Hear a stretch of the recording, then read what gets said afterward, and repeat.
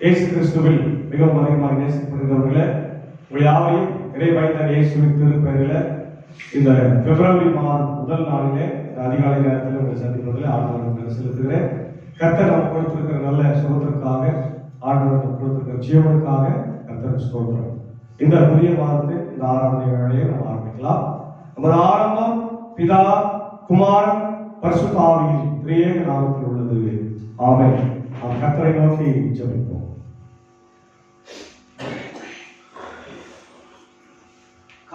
காலை புதிய இலக்குகளினாலும் கிருபைகளினால் முடிசூட்டி பாதுகாக்க எங்கள் ஆண்டவரே, எங்களுக்காக கல்வாரி சிலுவையில் குமாரனை தந்தவரே, எங்கள் தேவாதி தேவனை ஸ்தோத்திரிக்கிறோம். இந்த பிப்ரவரி மாதம் ஆண்டவரை முதல் நாள் அதிகாலை நேரத்தில் உடைய பாவங்களை ஆண்டவரை பரிசுத்த யோவான் திருச்சபையின் மக்களாக இணைந்து நாமத்தை துதிக்கவும் ஆண்டவரை போற்றவும் வணங்கவும் கர்த்தர் கொடுத்த கிருபை காட்சி கடந்த போன மாதம் முழுவதும் கிருபையோடு இருந்து ஆண்டவரை புதிய வருஷத்துல ஒரு மாதத்தை நாங்கள் கடந்து வந்திருக்கிறோம். எப்படி கடந்து வந்தோம் என்று எங்களுக்கு தெரியாது. எத்தனையோ ஆபத்து, விபத்து, நாசம், மோசம், வியாதி, பலவீனங்கள் எல்லாம் கடந்து வந்திருக்கிறோம். அநேக எங்களோடு இல்லை, ஆனாலும் கூட இந்த எங்களை ஜீவனோடு வைத்திருக்கிறேன். நன்றி. இந்த நாளில் இணை செய்தி, பாட வேலை, ஜெப வேலையை எங்களுக்கு ஆசீர்வதி. திருச்சபையாக நாங்கள் ஒன்றிணைந்து ஒரு துதிக்கவும் வாக்குத்த வசனத்தை கேட்கவும் கர்த்தர் கிருபைத்தார். இந்த நாளில் இணை செய்தி, பாட வேலை, ஜெப வேலையை கர்த்தர் எங்களுக்கு ஆசீர்வதி. ஆண்டவர்கள் காணொலி வழியாய் பார்க்கிற கேட்கிற மக்களுக்கு இறை ஆசீர்வாதங்களை தந்து வழிபடுத்தும் இயேசுவின் மூலம் ஜெபிக்கிறோம் நல்ல பிதாவே. ஆமென். நாம் காலை வேளையில ஆண்டவரை துதிக்கும்படியாக 81வது பாடலாக வந்தனம் வந்தனமே தேவ துந்துமி கொண்டிடமே இதுவரையில் எவையே வளமாய் காப்ப என் துறையை மிக தந்தனர் என்ற பாடலை நாம் இணைந்து நாம் பாடுவோம். 81வது பாடல்.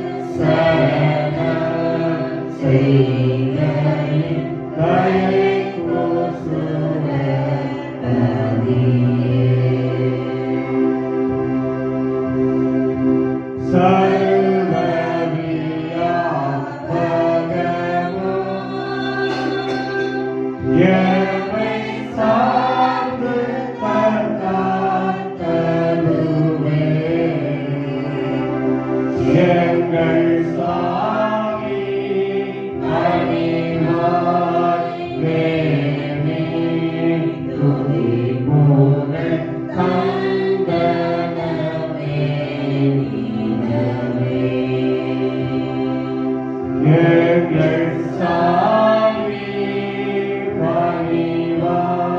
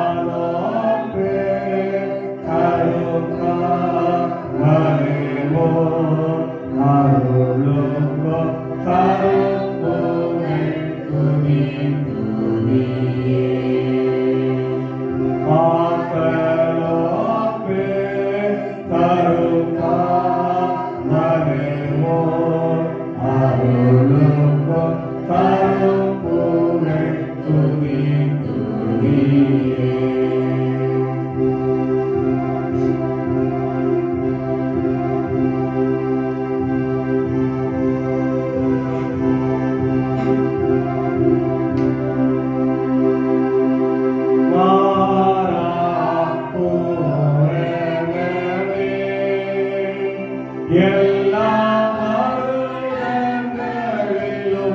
ஏற்றனை உங்கள் வாக்கு தவறாதருளி மொழிந்திட்ட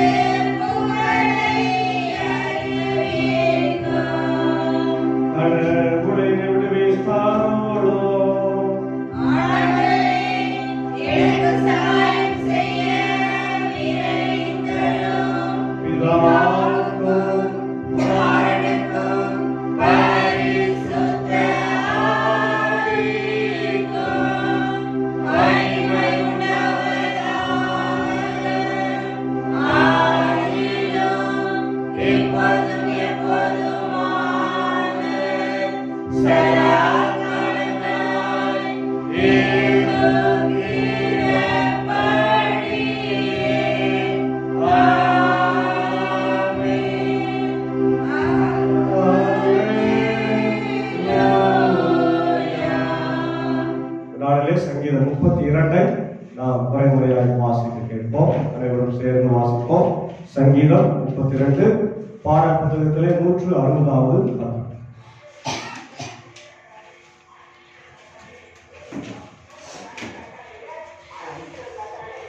சங்கீதம் 32. எவனுடைய மீறுதல் மன்னிக்கப்பட்டதோ, எவனுடைய பாவம் மூடப்பட்டதோ அவன் பாக்கியவான். எவனுடைய அக்கிரமத்தை கர்த்தர் எண்ணாதிருக்கிறாரோ, எவனுடைய ஆவியில் கபடமில்லாதிருக்கிறதோ அவன் பாக்கியவான். நான் அடக்கி வைத்த மட்டும் ஓயாத கதறுதலினால் என் எலும்புகள் உலர்ந்து போயின. இரவும் பகலும் உமது கரம் என் மேல் பாரமாய் இருந்ததினால் என் சரீரம் உஷ்ணகால வறட்சி போல வறண்டு போயிற்று. நான் என் அக்கிரமத்தை மறைக்காமல் என் பாவத்தை உம்மிடத்தில் அறிக்கையிட்டேன். என் மீறுதல்களை கர்த்தருக்கு அறிவிப்பேன் என்ற தேவரே என் பாவத்தின் தோஷத்தை மன்னித்தேன். இப்படி இருப்பதால் உம்மை கண்டடையத்தக்க சமயத்தில் பக்தியுள்ளவன் எவனோ உம்மை நோக்கி மன்றாடுவான். மிகுந்த ஜலப்பிரவாகம் வந்தாலும் அது அவனை அணுகாது. நீர் எனக்கு மறைவிடம், என்னை இக்கட்டுக்கு விலக்கி காத்து இரட்சணிய பாடல்கள் என்னை சூழ்ந்து கொள்ளும்படி செய்வேன். நான் உனக்கு போதித்து நீ நடக்க வேண்டிய வழியை உனக்கு கற்பிப்பேன். உன்மேல் என் கண்ணை வைத்து உனக்கு ஆலோசனை சொல்லுவேன். வாரினாலும் கடிவாளத்தினாலும் வாய் கட்டப்பட்டாலன்றி உன் கிட்ட சேராத குதிரையை போலவும் புத்தி இல்லா கோவேறு கழுதை போலவும் இருக்க வேண்டாம். பொல்லாதவனுக்கு வரும் வேதனைகள் அநேகம். கர்த்தரிடத்தில் நம்பிக்கையாய் இருக்கிறவனையோ கிருபை சூழ்ந்து கொள்ளும். சேர்ந்து வாசிப்போம். நீதிமான்களே கர்த்தரில் மகிழ்ந்து களி கூறுங்கள். நேர்மையான இருதயம் உள்ளவர்களே நீங்கள் எல்லாரும் ஆனந்த முழக்கமிடுங்கள்.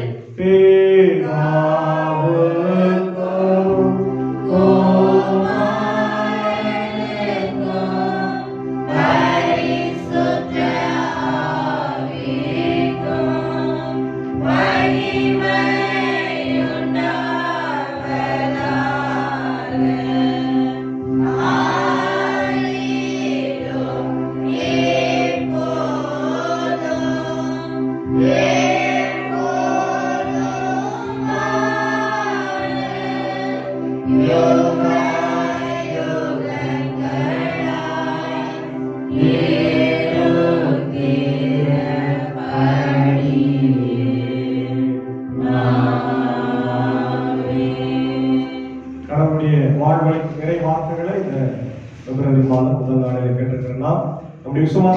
சேர்ந்து நாம் அனைவரும் சேர்ந்து அப்போஸ்தலர் விசுவாச பிரமாணத்தை பயபக்தியோடு செய்து அறிக்கை செய்வோம். பரலோகத்தையும் பூலோகத்தையும் படைத்த சர்வத்துக்குள்ள பிதாவாகிய தேவனை விசுவாசிக்கிறேன். ஒரே பிதாவான ஞானமான இயேசு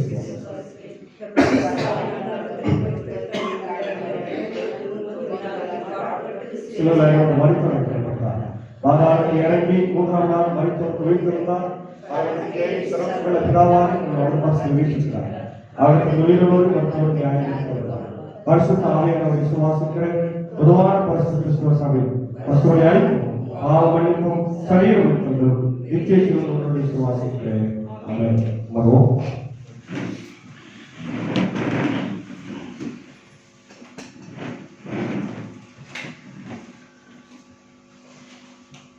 நம்மை தாய் கருவிலே உருவாகும் முன்னே பெயர் சொல்லி அழைத்து தெரிந்து கொண்டவர் நம்மோடு கூட வாழ்ந்து கொண்டு வார்த்தையினாலும் சாகரத்தினாலும் நம்மை விளைவித்து வருகிற நம்முடைய ஆண்டவராகிய இயேசு கிறிஸ்துவுடன் வந்து நம் அனைவருக்கும் கிருபையும் சமாதானமும் உண்டாயிருப்பதாக. ஆமென். அல்லேலூயா. அல்லேலூயா. ஆமென். கர்த்தருடைய கிருபையினாலே இந்த புதிய மாதத்தை நாம் கண்டிருக்கிறோம். கர்த்தர் நமக்கு பெரிய ஆசீர்வாதத்தை தந்திருக்கிறார். அதனாலே உங்களோடு கூட தியானிப்படியாக தெரிந்து கொண்ட கடவுளுடைய வார்த்தை அது ஏசாயாவின் தீர்க்கதரிசன புத்தகம் 54ஆம் அதிகாரம் 10வது வசனத்தை ஒருவர் வாசித்து மலைகள் விலகினாலும் பர்வதங்கள் நிலைபெயர்ந்தாலும் என் கிருபை உன்னை விட்டு விலகாமலும் என் சமாதானத்தின் உடன்படிக்கை நிறைவேறாமலும் இருக்கும் என்று உன்மேல் மனதுருகிற கர்த்தர் சொல்லுகிறார். மாணவர்களே, ஜனவரி மாதம் கடந்து விட்டது. புதிய வருஷத்துல அடுத்த மாதமும் வந்துவிட்டது. வேகமாக நாட்கள் உருண்டோடுகிறது. கிறிஸ்துமஸ் கொண்டாடுற மாதிரி இருந்துச்சு, நியூ இயர் கொண்டாடுற மாதிரி இருந்துச்சு. 31 நாட்கள் ஓடிவிட்டது. இது புது மாதம், புதிய மாதத்துல நாம் பிரவேசித்திருக்கிறோம். ஒருவேளை இந்த ஜனவரி மாதத்தை நாம் திரும்பி பார்த்தா நிறைய இழப்புகளை நாம் சந்தித்திருக்கிறோம். நிறைய நம்மோடு கூட இருந்தவர்கள் எல்லாம் இன்னைக்கு நிறைய பேர் இல்லை. அதே போல சுகவீனங்கள், பலவீனங்கள் இதெல்லாம் கடந்து வந்திருக்கு. இதெல்லாம் நடக்கிறது தான். ஆனாலும் ஆண்டவர் நம்மை ஜீவனோட வைத்திருக்கிறார். அல்லேலூயா. ஏன் நம்ம ஜீவனோட வைத்திருக்கிறார்? நம்மை கொண்டு ஒரு வேலை அவருக்கு ஆகணும். அதனாலதான் நம்ம வைக்கிறார். அந்த வேலை ஆக்சுவலா நம்ம எடுத்துக்குவோம். அதான் உண்மை, அதான் உண்மை. அதனால அப்ப நம்ம கொண்டு என்ன ஒரு வேலை ஆகணும்? முதல்ல இங்க ஊழியம் செய்யணும், சபை கட்டணும். அதுக்காக நம்ம ஜீவனோட வைத்திருக்கிறார். அதனால நம்ம இந்த மாதத்திலும் நம்ம அதற்காக தொடர்ந்து என்ன பண்ணணும்? ஜெபிக்க வேண்டும். முதல் நம்ம செய்கின்ற முதலீடு என்ன இருக்கு? பணம், ஜபம். இப்போ இந்த மாதத்திலேயே நம்ம தொடர்ந்து ஜெபிக்கணும். இந்த மாதத்துல ஆண்டவர் நம்மோடு கூட இருந்து நம்மள வழி நடத்தணும். அதனால கடவுள் கொடுக்கிற வாக்குத்தத்தம் இல்லை. நீ உலகத்துல ரொம்ப ஸ்ட்ராங்கா இருக்கிறது மலைதான் இல்லையா? அது எப்ப தோன்றுது? உலகம் தோன்றதுக்கு அப்பவே கடவுள் எல்லாத்தையும் படைச்சிட்டார். இயற்கையை உண்டாக்குற போது மலைகளையும் உண்டாக்குறார். கடல்ல வெட்டாந்தரிய மலைகளை எல்லாம் ஒரே நேரத்தில் தான் உருவாக்குறார். அவர் பல வருடங்களாக அது வளர்கிறது. மலைகள் வளர்கிறது, தெரியுமா உங்களுக்கு? நகர்கிறது, வளர்கிறது. அதே போல பிரளயங்கள், பெரிய பெரிய பூமி எதிர்ச்சி எல்லாம் வரும்போது மலைகள் உருவாகும். நம்ம பார்க்க இப்போ இந்தியாவில் வந்து மவுண்ட் எவரெஸ்ட் பெரிய மலையாக இருக்கிறது. அதே போல பல மலைகள் பெரிய பெரிய மலைகளா இருக்கிறது.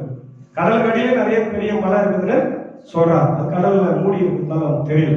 இந்த மாதிரி பெரிய பெரிய மலைகள் இருக்கு. ஆண்டவர் என்ன சொல்றாரு?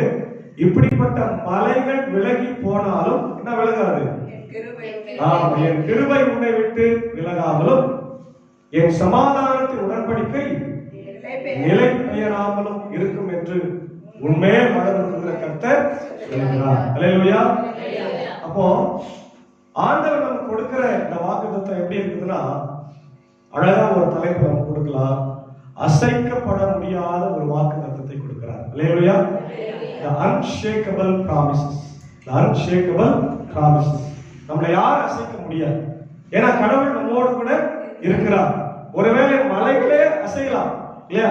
பூமி எதிர்ச்சி வந்தா அல்லது எரிமலைகள் எல்லாம் வெடித்து சிதறது, அதெல்லாம் இன்னைக்கு நம்ம பார்க்கிறோம். அப்படிப்பட்ட மலைகள் அதிர்ந்தாலும் அசைந்து போனாலும் ஆண்டவருடைய உடன்படிக்கை, அவருடைய கிருபை, அவருடைய சமாதானம் நம்ம விட்டு விலகாது. அதுதான் இந்த மாதத்திற்கான ஆண்டவர் கொடுக்கிற பெரிய வாக்குத்தத்தம். இப்போ பைபிள்ல என்னென்ன மலைகள் இருக்கு? உங்களுக்கு தெரிஞ்ச மலையாளம் சொல்லுங்க பார்க்கலாம். கொல்கத்தா மலை. அங்க என்னென்ன நடந்தது தெரியுமா? சீயோன் மலையில என்ன இருக்குது? ஆண்டவருடைய ஆலயம். அதான் எருசலேம். சீயோன் என்பது எருசலேம் இல்லையா? அப்ப ஒன்னொன்னா நம்ம பார்க்கலாம். முதல்ல சங்கீதம் 127 1 வாசம். கர்த்தர் வீட்டை கட்டாராகில் அதை கட்டுகிறவர்கள் பிரயாசம் சாரி 121 1. எனக்கு ஒத்தாசை வரும் பர்வதங்களுக்கு நேராக என் கண்களை ஏறெடுக்கிறேன். வானத்தையும் பூமியையும் உண்டாக்கின கர்த்தரிடத்திலிருந்து எனக்கு ஒத்தாசை வரும். எங்க நம்ம கண்களை ஏறெடுக்கணுமா? பர்வதங்களுக்கு நேரா. பர்வதம் என்பது பெரிய மலை. அப்ப இஸ்ரவேலுடைய நம்பிக்கை என்னன்னா, கடவுள் வந்து மலையை போல பெரியவரா இருக்கிறார். இல்லையா? மலையில இருக்கிறாருன்றது இல்ல, அவர் மலையை போல பெரியவரால மலை மேல எப்பவுமே பொதுவாக கடவுள் அப்படின்னாவே நம்ம என்ன பண்றோம்? மேல நம்ம கீழே பார்த்துக்கணும் இல்ல, அந்த நம்பிக்கை வேற ஒண்ணு. அப்போ மேல பார்க்கிற கடவுள் வந்து மலையை காட்டிலும் உயர்ந்தவரா பெரியவரா இருக்கிறார். இல்லையா? அப்ப கடவுள் மலையை போல உயர்ந்தவர் என்கின்ற சிந்தனை பழைய ஏற்பாடு முழுக்க இருக்கு. அதனால இயேசு கூட நீங்க பாத்தீங்கன்னா அவர் ஊழியம் செய்யும் போது என்ன பண்றாரு? பிதா கிட்ட ஜெபிக்கும் போது எப்படி பண்றாரு?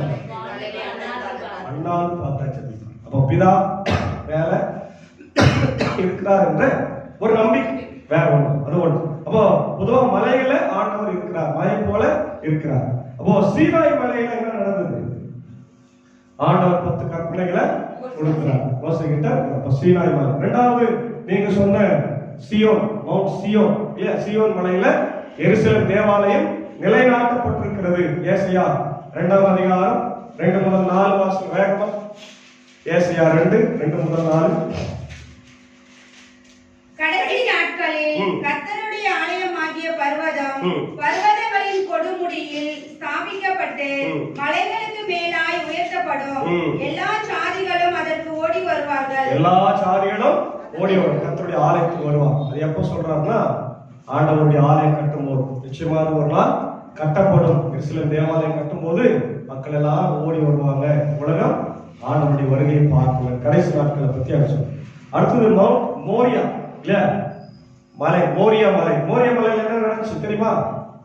ஆபிரகாம் ஈசாக்கை பலி கொடுத்த அந்த மலை இல்ல. அப்போ பொதுவா மலை அப்படின்னாவே நமக்கு என்ன தோன்றும் சொல்லுங்க. இந்தியா சுத்தி மலை இருக்குதா? இந்தியா ஒரு தீப கற்பம் இல்லையா? 3 பக்கம் கடல், ஒரு பக்கம் மலை. அப்படி இருந்தாலும் பேர் என்ன? தீப கற்பம் இல்லையா? இப்போ மலைகள் நம்ம ரொம்ப பாதுகாப்பா இருக்கும்.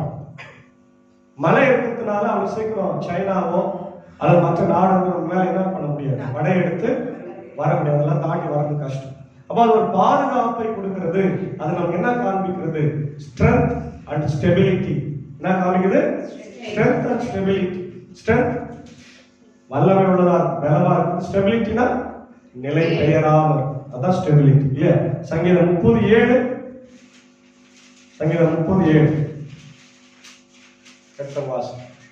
கர்த்தாவே, உம்முடைய தயவினால் நீர் என் பர்வதத்தை திடமாய் நிற்க பண்ணினீர் இல்லையா? திடமாய் நாம் நிற்போம். மலையை போல ஆண்டவர் நம்புறவங்க மலையை போல இருப்பாங்க. அல்லேலூயா. அவங்களை யாரும் அசைக்க முடியாது. பிசாசு, சோதனைகள், வியாதி, பலவீனம், துன்பம் எல்லாம் வரும். ஆண்டவருடைய ஊழியத்தில் இருக்கிறவங்களுக்கு இன்னும் அதிகமா வரும். சோதனை மேல சோதனை, பலவீனம் மேல பலவீனங்கள் வரும். அப்ப நம்ம சுதந்திரலாமா? நம்முடைய ஸ்ட்ரென்த் ஸ்டெபிலிட்டி விட்டுலாமா? எப்பவுமே விடவே. இப்ப இன்னும் அதிகமா நம்ம ஆண்டவர் மேல நம்பிக்கையா இருக்கு. அப்ப ஆண்டவருக்கு நம்ம மேல எவ்வளோ சோதனை கொடுக்குறோம், அப்ப கூட இவன் கூடவே இருக்கிறாங்கன்னு ஆண்டவர் நம்ம மேல அன்பா.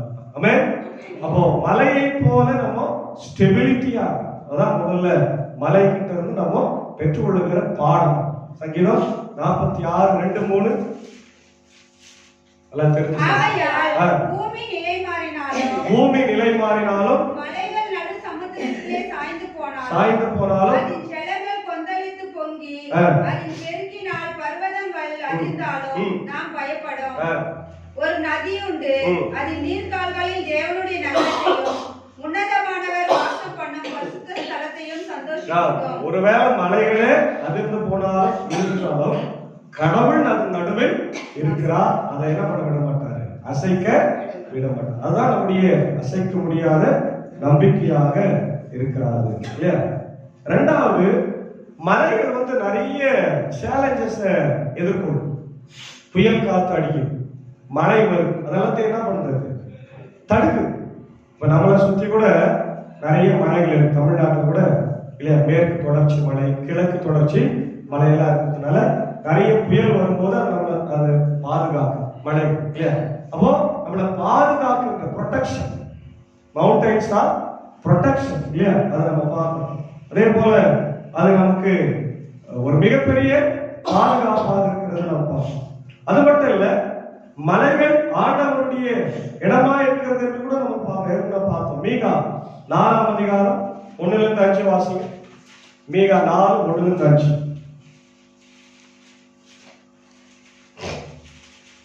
ஆனாலும் கடைசி நாட்களில் கர்த்தருடைய ஆலயமாகிய பர்வதங்களின் கொடிமுடியில் ஸ்தாபிக்கப்பட்டு மலைகளும் மேலாய் உயர்த்தப்பட்டிருக்கும். எல்லா சாதிகளும் அதன் இடத்திற்கு ஓடி வருவார்கள். இப்போ மலை மேல ஸ்தாபிக்கப்பட்டிருக்கிற ஆண்டவருடைய ஆலயம். அப்போ mountain is the Lord's place. மலை என்பது கடவுளுடைய வாழும் இடமா. அதான் இன்னைக்கு நிறைய மக்கள் மலை மேல கோயில் கட்டுறாங்க. புரியுதுங்களா? அவங்களுக்கு தெரியாது. ஆனா கடவுளுடைய வார்த்தை சொல்லுது, கடவுள் மழையின் மேல வாசமா இருக்கிறார். நிறைய பேர் கட்டுறாங்களா இல்ல, நம்ம மக்கள் கூட சீவன் மலையில கட்டி இருக்கிறாங்க. நிறைய இடத்துல சர்ச்சஸ் இருக்குது, கோயில் இருக்கிறது, இஸ்லாமியர்கள் தர்காக்களை கட்டுறாங்க. என்ன நம்பிக்கைனா, கடவுள் அந்த இடத்துல வாசமா இருக்கிறார், உயர்வான இடத்துல இருக்கிறார். அதே போல புதிய ஏற்பாட்டுல நீங்க பாத்தீங்கன்னா ஒலிவ மலை இருக்கிறது. நீங்க சொன்ன மாதிரி ஆண்டவர் அடிக்கடி போய் ஜபிக்கிற இடம் அது. அதே போல கல்வாரி மலை, கொல்கத்தா ஏசாமிய சிலுவையில அறைந்த மலை. அதே போல பழைய ஏற்பாட்டுல கர்மேல் மலை. கர்மேல் வந்து 1 ராஜாக்கள் 18ஆம் அதிகாரத்துல வந்து எலியா என்ன பண்ணாரு, இந்த பாகால் தீர்க்கதரிசிகளை கொன்று போட்டார் இல்லையா, அந்த மலை என்று சொல்லப்படுது. அப்போ இந்த செய்தியிலிருந்து நம்ம என்ன பெற்றுக்கொள்ளுன்னா, ஆண்டவர் நம்மை அசைய விட மாட்டார். ஒன்று, ஆண்டவர் நம்மள அசைய விட மாட்டார் இல்லையா. ரெண்டாவது, ஆண்டவருடைய பேர் இரக்கம். அந்த இரக்கத்திற்கு நம்ம ஒண்ணுமே தகுதி இல்லாதவர்கள். ஆனால் ஆண்டவருடைய இரக்கம் நம்ம மேல இருக்கிற கம்பேஷன் என்ற அந்த வார்த்தையை இங்கிலீஷ் வார்த்தை பயன்படுத்துறாங்க. கம்பேஷன் அப்படின்னா ஆண்டவருடைய பேர் அன்பு. என்ன அன்பு? சாதாரண அன்பு இல்லது, பேரன்பு, குடல் துடிக்கும் அன்பு, அடி வயிற்றுல இருந்து வருகிற அன்பு. ஒரு தாயினுடைய பரிசுத்தமான அன்பு. ஒரு தன் பிள்ளைய தன் தாய் சும்மா நேசிப்பாங்களா? நீ 1 ரூபாய் கொடுப்பா நான் நேசிக்கிறேன், நீ 10 ரூபாய் கொடுப்பா நான் நேசிக்கிறேன், நீ சமாச்சாரம் வந்து போடுப்பா நான் நேசிக்கிறேன் சொல்றாங்க. நீ என்ன செஞ்சாலும் செய்யாக்கட்டி, நீ பார்த்தாலே பார்க்காட்டியோ குடல் துடிக்கும் அன்பை தன் பிள்ளைகள் மேல வைக்கிறவர்கள் தான் தாய். அதை விட மேலான அன்பை இயேசு நம்ம மேல வைக்கிறார், கடவுள் நம்ம மேல. அல்லேலூயா. அதான் குடல் துடிக்கும் அன்பு. அந்த வார்த்தையை பேரன்புன்னு தமிழ்ல சொல்றோம். பேரன்பு இங்கிலீஷ்ல கம்பேஷன், எபிரேய பாஷையில எசத். எசத் அப்படின்னா பேரன்பு, குடல் துடிக்கும் அன்பு, அதான் கம்பேஷன். மூணாவது, அவர் நமக்கு என்ன கொடுக்கிறாரு? வாக்குத்தத்தத்தை கொடுக்கிறார். சொன்னார், என்னுடைய உடன்படிக்கை நிலை பெயராமல் இருக்கும். என்ன உடன்படிக்கை? அவர் கடவுள், நாம் அவருடைய ஜனம். ஆபிரகாம் சொல்றார், சந்ததி இல்லாம இருக்கிறான், பாப்பா நீ போ, நான் காண்பிக்கும் தேசத்துக்கு போ, நான் உன்னை பெரிய ஜாதியாக்கி உன்னை ஆசீர்வதிப்பேன். கீழ்ப்படுகிறாரு, கடவுள் அவனை ஆசீர்வதிப்பார். இன்னைக்கு எல்லாருமே ஆபிரகாமை சந்தித்தார். கிறிஸ்தவர்கள், இஸ்லாமியர்கள், யூதர்கள், இது எல்லாமே ஆபிரகாமின் சந்ததி இல்ல. அதுக்கப்புறம் தான் எல்லாமே உலகத்தில் இருக்கிற மொத்தம் எல்லாமே இதுல இருந்து வந்தவங்க. அவங்க பிடிச்சிங்கனால இதான் 3 முக்கியமானது: யூதர்கள், கிறிஸ்தவர்கள், இஸ்லாமியர். ஆபிரகாமின் சிறப்போ கடவுள் ஆசீர்வதிக்கிறது தான் உடன்படிக்கை இல்லையா. அதே போல எபிரேயர் 6ஆம் அதிகாரம் 13 இருந்து வாசிங்க. எபிரேயர் 6:13.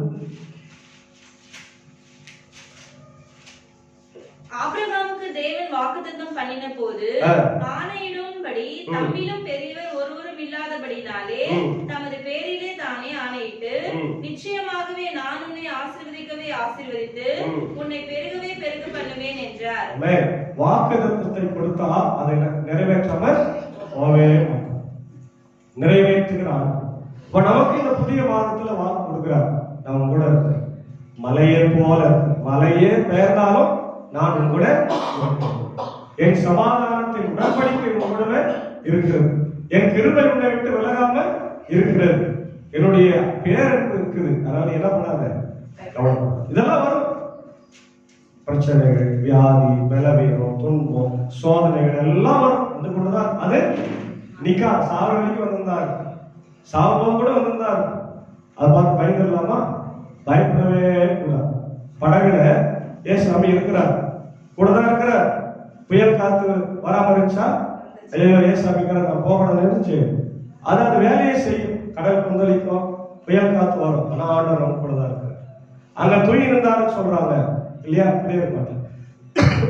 இப்ப நம்ம கூட அவரு விழித்துக் கொண்டே இருக்கிறார். இஸ்ரவேலை பாதுகாத்த ஆண்டவர் உறங்குவதில்லை. அதனால நம்ம பயப்பட வேண்டிய அவசியம் இதெல்லாம் வரும். வந்தாலும் அவர் நம்மளை காக்கின்ற ஆண்டவராக, காக்கும் வல்ல மீட்பர் உண்டு நமக்கு இல்லையா? அடுத்தது இந்த பேரன்பை நம்ம சில வசனத்துல பார்த்தா நல்லா புரியும். சங்கீதம் 103:13. சங்கீதம் 103:13. தகப்பன் தன் பிள்ளைகளுக்கு இறங்குகிறது போல கர்த்தர் தமக்கு பயந்தவர்களுக்கு இறங்குகிறார். கர்த்தர் தம்முடைய பயந்தவர்களுக்கு இறங்குகிறார். அதே போல எரேமியா 31:3. எரேமியா 31:3 விட்டங்க வாசிங்க. கர்த்தர் எனக்கு தரிசனமானார் என்பாய். ஆம், அநாதி சிநேகத்தால் உன்னை சிநேகித்தேன். ஆதலால் காருண்யத்தால் உன்னை இழுத்துக் கொள்கிறேன். இஸ்ரவேல் என்னும் கன்னிகையே, மறுபடியும் உன்னை கட்டவிழ்ப்பேன். நீ கட்டப்படுவாய். மறுபடியும் நீ மேல வாத்தியத்தோடும் ஆடல் பாடல் செய்கிறவர்களின் களிப்புள்ள கூட்டத்தோடும் புறப்படுவாய். கைவிடப்பட்டவர் போன வாரத்துல முதல் வாரம் நம்ம பார்த்தோம் இல்லையா? கைவிடப்பட்ட இஸ்ரவேல் மக்கள், அதாவது கைவிடப்பட்ட கல்யாணம் ஆகாத ஒரு பெண்ணை கல்யாணம் ஆகாதவங்களுக்கு எவ்வளவு வருத்தம் இருக்குதுன்னு உங்களுக்கு தெரியும். அதெல்லாம் நம்ம கடந்து வந்தோம். பிள்ளைகளுக்கு அந்த வயசுல கல்யாணம் ஆகணும்னா எவ்வளவு கஷ்டப்படுவோம்.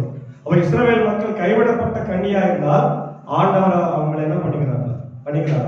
தன் மனைவியாக ஏற்றுக்கொண்ட ஆண்டவர் இல்லையா? மனைவியாக திருச்சபை என்பது கடவுளுடைய மனவாட்டியாக இருக்கிறப்போ நம்மளை ஆண்டவர் ஏற்றுக்கொண்டு நம்ம புது வாழ்வை தருகிறார்.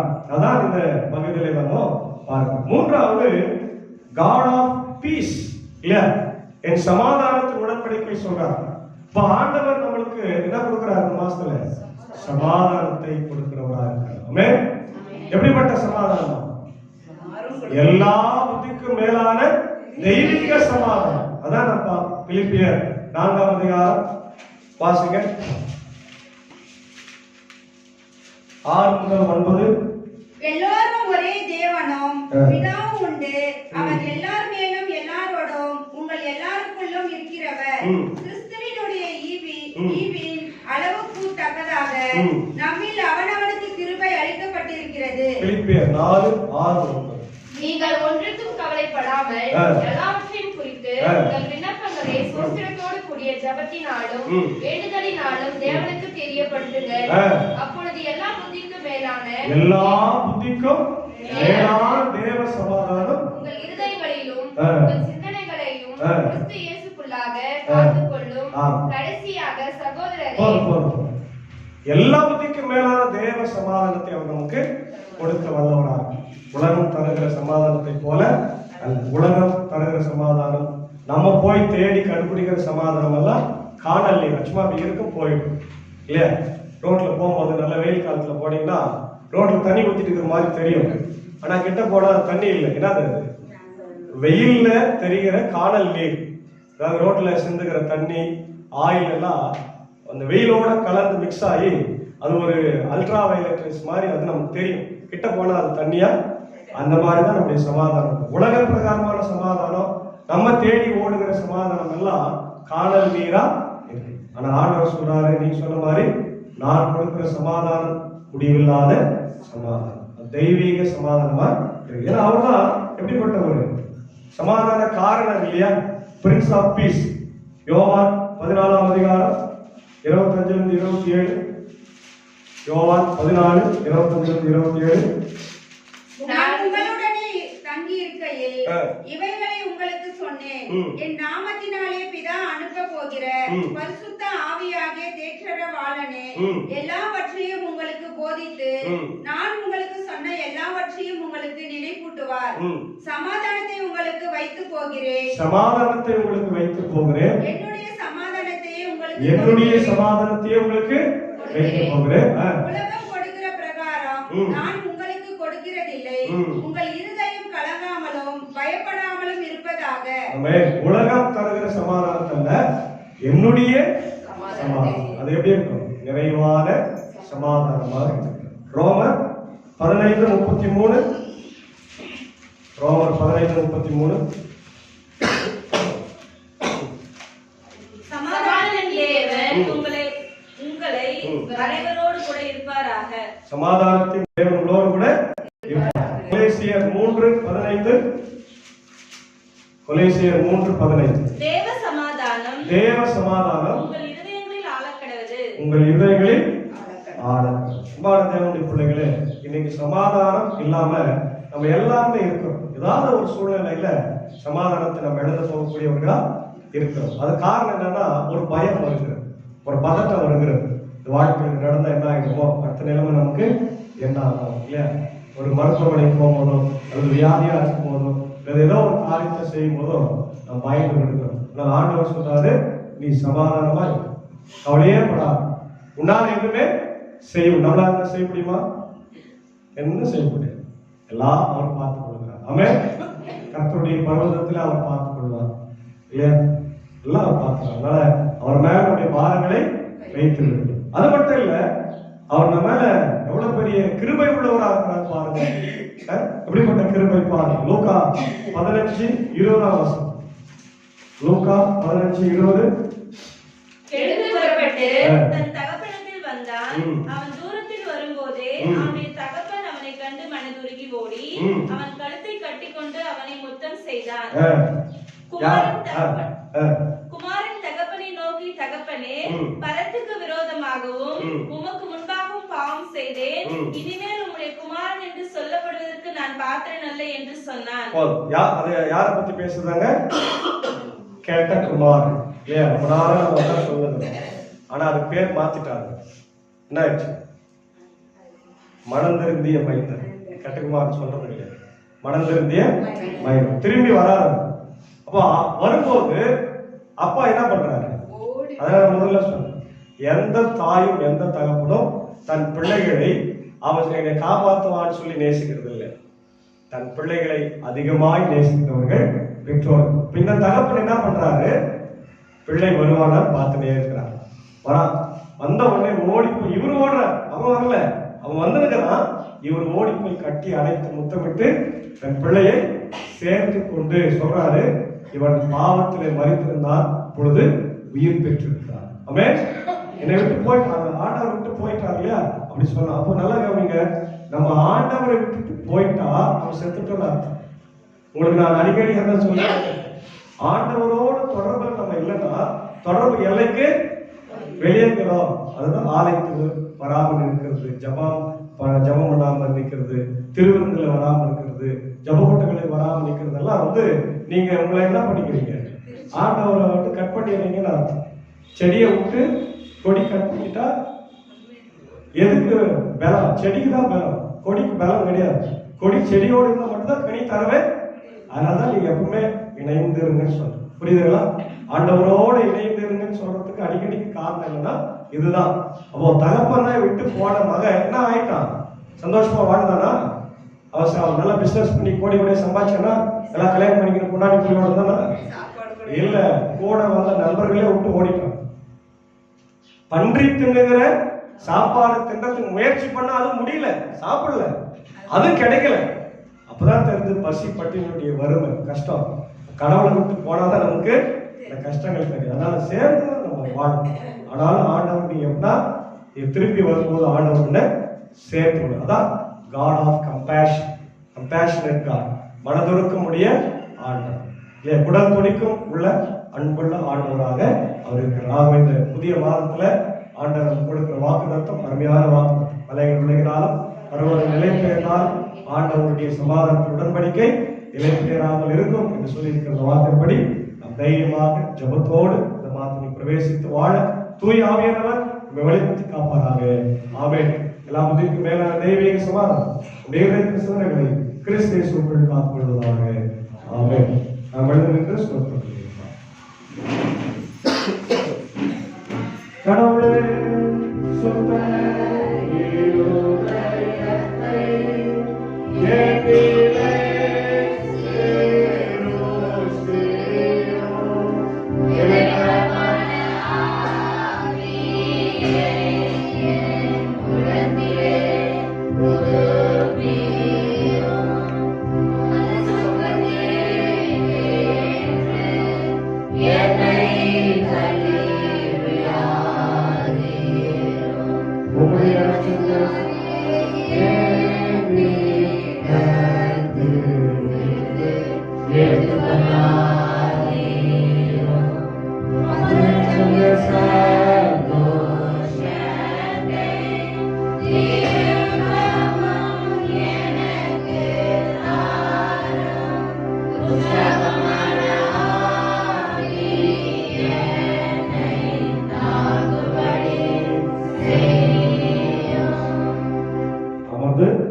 காணிக்கை பாடலாக திருவருத்துள்ளாய் நாம் ஆயத்தப்படுவோம்.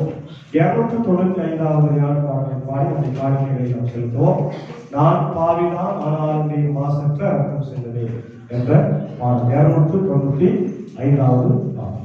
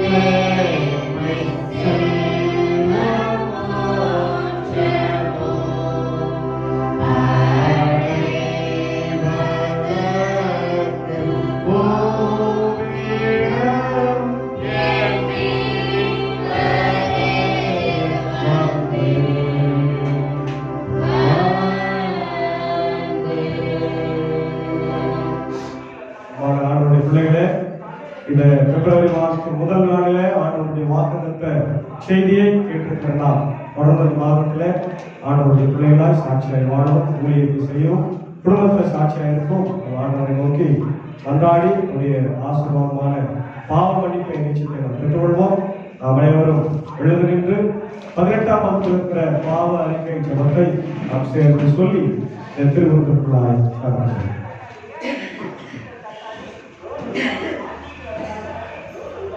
இரக்கமுள்ள கடவுளே, ஏழை பாவியாகிய உமக்கு முன்பாக விழுந்து என் கிருபையை கொண்டு வருகிறேன். நான் மனிதனால், வாக்கினால், நடக்கினால் வெகுமான பாவத்துகளை கொண்டேன் என்று மனஸ்தாபத்தை நடத்துகிறேன். அறிவுள்ள சுவாமி, நலன்களாய் என் சமூகத்திற்கு தள்ளார் தேவையற்ற பாடலை மனத்தைப்பார். நான் செய்த பாவையால் மதித்து இந்த லட்சியம் நான் திரும்ப பாவம் செய்ய சோதிக்கப்படும் போது சம்மதியாக நடவடிக்கை உமக்கு பிரியமானபடியாக வசூசாவியை கொண்டு என் புத்திய வளர்த்து தந்தது. இதனால் சார்ந்த வேளையில மோசத்தை சேரும். ஆமே. வசனத்தின் ஊழியராக அழைக்கப்பட்டு இந்த ஊழியத்திற்கு நியமிக்கப்பட்ட அடியனுடைய ஊழியத்தின்படி நீங்கள் செய்து அறிக்கை பேரு உங்கள் யாருக்கும் கடவுளின் கிருபையை அறிவித்து நமது கர்த்தராகிய இயேசு கிறிஸ்துவின் பிரதிநிதியாகவும் உடைய கட்டளைப்படி பிதா, குமாரன், பரிசுத்த ஆவிய நாமத்தினால் உங்கள் பாவனை உங்களுக்கு மன்னிக்கிறேன்.